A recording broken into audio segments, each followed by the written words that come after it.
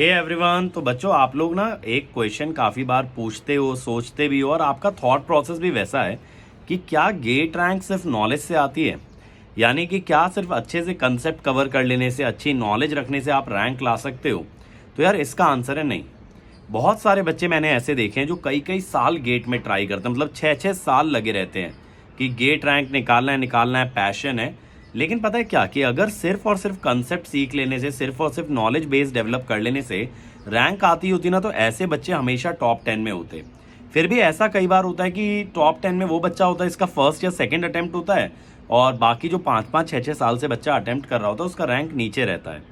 इसके पीछे मेजर कारण क्या है कि देखो, रैंक जो होती है ना वो बहुत सारे फैक्टर्स पे डिपेंड करती है।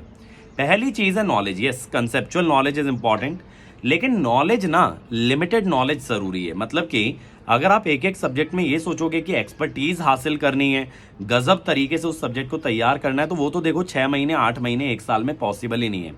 आज की डेट में मेरे किसी भी सब्जेक्ट का जो लेवल है ना, वो पिछले 10 साल की टीचिंग से डेवलप हुआ है।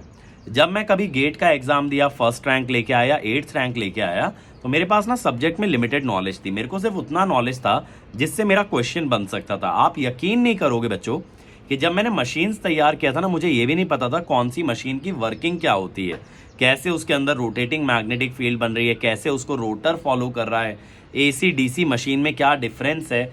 बहुत मेरे को क्या है, न्यूमेरिकल ओरिएंटेड मशीन आता था कि मशीन का इक्विवेलेंट सर्किट कैसा होता है, फिर उस इक्विवेलेंट सर्किट पे बेस्ड क्वेश्चन कैसे बनाए जाते हैं, कैसे एफिशिएंसी निकालते हैं, रेगुलेशन निकालते हैं, ये मुझे बहुत अच्छे से क्लियर था। तो गेट में ऐसे ही क्वेश्चन पूछे गए, तो वहाँ पे मैं बहुत अच्छा एक तरह से सक्सीड कर पाया।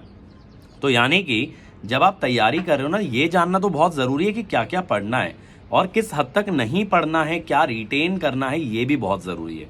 सारी चीज़ें अगर रिटेन करने जाओगे ना यार, तभी ऐसा होगा। जैसे आप कहते हो ना, सर मशीन के थ्योरी क्वेश्चंस नहीं बन रहे, न्यूमेरिकल तो बन जा रहे हैं। उसका रीज़न है यार, मशीन का थ्योरी इतना वास्ट है, कैसे कोई बच्चा 1 या 2 महीने उसे पढ़ के पूरा का पूरा रिटेन कर लेगा? नहीं हो पाएगा। इवन जब मैंने 1 साल मशीन नहीं टीच किया था ना, तो मेरे साथ भी क्या हुआ था, कंसेप्चुअल वाले पॉइंट्स धीरे धीरे डिप्लीट होने लग गए थे। ऐसा होता है, घबराने वाली बात नहीं है। दूसरी चीज़ होती है बेटा एटीट्यूड। एटीट्यूड क्या होता है कि अगर कभी आपसे क्वेश्चन नहीं बन रहा, तो आप ना लर्निंग एटीट्यूड रखो कि कैसे बनेगा ये सीखो। आप लोग क्या करते हो ना, खुद से क्वेश्चन करने लगते हो, मुझसे क्यों नहीं बन रहा, मैंने तो कंसेप्ट पूरा पढ़ा है, मुझसे तो बनना चाहिए था। खुद को इतना ज़्यादा डिमोटिवेट, डिप्रेस कर लेते हो कि आप सीखते नहीं हो। पता है, मेरे कॉलेज में कंट्रोल सिस्टम नहीं पढ़ाया गया था अच्छे से, शायद ही हमें रूट लोकस वगैरह कभी पढ़ाया गया हो। अब मैंने क्या किया, मैंने नागराज गोपाल से स्टडी किया, लेकिन मेरे पास लिमिटेड टाइम था, तो मैंने लिमिटेड स्टडी किया, एक एक प्रॉपर्टी तैयार कर ली रूट लोकस की। अब मैं सीधे कनोडिया से क्वेश्चन लगाने बैठा, यार नहीं बने, ऑब्वियसली क्वेश्चन कैसे बन जाएंगे। लेकिन जब मैंने उनका सोल्यूशन देखा, मैंने समझा कि ये कैसे क्वेश्चन को क्रैक कर रहा है, एक क्वेश्चन देख के सीखा कैसे होता है, फिर उस जैसे 4 क्वेश्चन बनाए तो बनने लग गए। तो ये लर्निंग कर्व होता है। लेकिन अगर आप ये सोचोगे यार मैं तो पढ़ के आया हूँ, मुझसे क्वेश्चन क्यों नहीं बन रहे, फिर सेल्फ डाउट में चले जाओगे तो दिक्कत आएगी।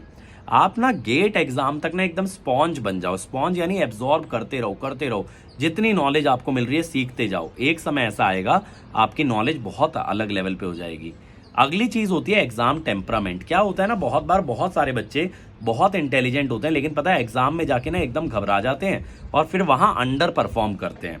लेकिन अगर आप एग्जाम में अपना कूल मेंटेन करोगे, काम मेंटेन करोगे, और किस बेसिस पे, क्योंकि जो प्रेशर आप फील कर रहे हो, जो एंग्जाइटी आप फील कर रहे हो ना, वो एग्जाम के अंदर हर बच्चा फील कर रहा है। अगर आप ये समझोगे ना, अपनी तैयारी पे कॉन्फिडेंस रखोगे कि आप अच्छी तैयारी करके आए हो, उसके बावजूद आपको कोई क्वेश्चन टफ लग रहा है, माने वो टफ ही होगा, वो बाकी बच्चों के लिए भी टफ होगा, उससे घबराने की जरूरत नहीं है। लेकिन कोई क्वेश्चन आपको आता है, आप उसमें अटक रहे हो, तो उसके बारे में सोचो। बट कोई क्वेश्चन आता ही नहीं है, बन ही नहीं रहा, तो घबराओ मत, वो टफ है भाई। तुम नहीं बना पा रहे 1 साल मेहनत करके, तो 90% बच्चा नहीं बना पा रहा, वो घबराने वाला, उसमें लोड ही नहीं लेना है कभी भी। तो बहुत सारे फैक्टर आ जाते हैं। देखो, exam temperament, stress management, attitude क्या है आपका, आपने प्रैक्टिस कितना किया है। अब बहुत सारे बच्चे क्या करते हैं ना, लेक्चर्स को बिंज वॉच कर लेते हैं। नॉलेज भाई साहब पूरा बढ़िया तरीके से चूस लिया एकदम, मतलब ये समझ लो अगर पावर सेमीकंडक्टर डिवाइस पढ़ने बैठे ना, पावर इलेक्ट्रॉनिक्स का एक एक डिवाइस का वर्किंग पढ़ लिया, लेकिन उस पर बेस्ड कभी क्वेश्चन लगाया ही नहीं। अब सीधा क्वेश्चन आया तो देख के डर गए। अब ये चीज़ें जब होती है ना, तो कभी भी रैंक नहीं आती। मैंने इतने सारे बच्चे देखे, लास्ट ईयर एक बच्चा था, उसने 1 हफ्ते में पूरे पावर इलेक्ट्रॉनिक्स के वीडियोस देख लिए, फिर वो 1 हफ्ते बाद मेरे पास आता है, सर मेरा पावर इलेक्ट्रॉनिक्स तो हो गया, लेकिन मेरे से क्वेश्चन ही नहीं बन रहे हैं। तो बेटा अप्रोच ही गलत है ना। तो आप ये समझो कि हार्डवर्क करना है, कंसेप्ट्स पे काम करना है, नॉलेज डेवलप करना है, लेकिन सही अप्रोच बहुत ज़रूरी है। मैं आपको हमेशा क्या कहता हूँ बेटा, जैसे मान लो आपको बैंगलोर से दिल्ली जाना है तो आपको नॉर्थ की तरफ जाना है ना। अब अगर आप साउथ की तरफ वॉक करने लगो तो no matter how hard you walk you will never be able to reach your destination. तो अगर आपको अपनी मंजिल तक पहुंचना है तो मेहनत के साथ साथ रास्ता भी सही लेना बहुत ज़रूरी है। तो अपनी स्ट्रैटेजी सही रखो, टाइम मैनेजमेंट सही रखो, नॉलेज को डिवोट करो टाइम, लेकिन उतना ही टाइम जितना जायज़ है। जैसे अभी बहुत सारे बच्चे नेटवर्क पढ़ रहे हैं तो वो इतना इतना टाइम नेटवर्क को दे दे रहे हैं, 50-50 क्वेश्चन बनाने में, मास्टरी हासिल करने में, कि उनका दूसरा सब्जेक्ट कॉम्प्रोमाइज़ हो जा रहा है। ऐसे नहीं करना, बैलेंस्ड अप्रोच लेके चलनी है, हर सब्जेक्ट को वक्त देना है, हर सब्जेक्ट को डेवलप करना है। लिमिटेड टाइम में जितने नंबर ऑफ क्वेश्चन आप प्रैक्टिस कर सकते हो, लिमिटेड टाइम में जितना एक सब्जेक्ट पे एफर्ट डाल सकते हो सिर्फ उतना डालो। इतना एक्सेस किसी सब्जेक्ट पे काम मत कर लो कि बाकी के सब्जेक्ट कॉम्प्रोमाइज हो जाए, क्योंकि एग्जाम में ना आपको सारी चीज़ें साथ लेके चलनी है। तो फिर से मैं रिमाइंड करा देता हूँ क्या क्या चीज़ें हैं। नॉलेज है, एक करेक्ट अप्रोच, बैलेंस्ड अप्रोच है, स्ट्रेस मैनेजमेंट है, एग्जाम टेम्परामेंट है, प्रैक्टिस है, राइट एटीट्यूड है, टेस्ट सीरीज है। ये सारी चीज़ों को जब आप साथ लेके चलते हो तो बेटा एक अच्छी रैंक ला सकते हो। तो डायरेक्शन, हार्डवर्क, स्ट्रैटेजी, ये 3 चीज़ें अगर ब्रॉडली क्लासीफाई की जाएं तो ये चीज़ें आपको रैंक दिलाती हैं। तो आप लोग ना कभी भी किसी भी कोर सब्जेक्ट के अंदर भी इतना मत डिटेल में घुस जाना कि वो आपका इतना टाइम कंज्यूम कर ले जाए कि आप लोग तैयारी ना कर पाओ और कुछ भी। बहुत ईजी होता है बेटा सब्जेक्ट्स में लॉस्ट हो जाना, खास करके मशीन जैसे सब्जेक्ट में।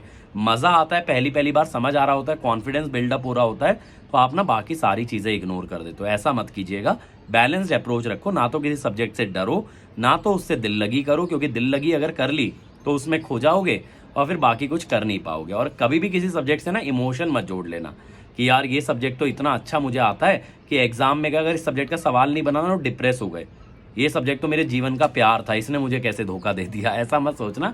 कोई सब्जेक्ट ना तो आपका बॉयफ्रेंड, ना गर्लफ्रेंड है, ना रिलेशन में। सब्जेक्ट्स को प्रैक्टिकली डील करो। These are the ways to get a rank. ये टूल्स हैं आपके लिए, हथियार हैं आपके, ठीक है। किसी सब्जेक्ट से ज़्यादा अटैचमेंट मत करना। सब्जेक्ट का क्वेश्चन बनता है बनाओ, नहीं बनता आगे बढ़ो, अटैचमेंट की कोई ज़रूरत नहीं है। और जो भी बच्चे कोर सब्जेक्ट्स की तैयारी करना चाहते हैं ना मेरे साथ, तो 15 जून से हमारा कोर का सीजन स्टार्ट हो रहा है। Back to back machine, power system, power electronics, measurement, अगले 4 सब्जेक्ट ये लेने वाला हूँ। बट ध्यान रहे 8 जून से मिडनाइट से आपके प्राइजेस बढ़ जाएंगे सब्सक्रिप्शन के, इसीलिए अगर ज्वाइन करना है अभी ज्वाइन करो, मिनिमम प्राइजेस में बेटा।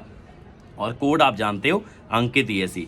और दूसरी बड़ी खबर ये है कि 15 जून से विशाल सर भी मैथ स्टार्ट कर रहे हैं। 13 नंबर का सब्जेक्ट है, मशीन ऑलमोस्ट 14-15 नंबर का सब्जेक्ट है। तो 27-28 नंबर की तैयारी से आप लोग आगाज कर सकते हो अपनी प्रिपरेशन का। तो अभी ज्वाइन करें, कोड लगाएं अंकित ESE, जिससे कि मेरे पर्सनल टच में रहोगे। ये सारी टिप्स जो मैं आपको वीडियो पे दे रहा हूँ, इसके अलावा भी और बहुत सारी गाइडेंस मैं आपको पर्सनली दूंगा if you use the code Ankit ESE। तो मिलते हैं यार कल सुबह की क्लास में, नेटवर्क की क्लास में AC एनालिसिस चल रहा है, आना ज़रूर। Let's crack it.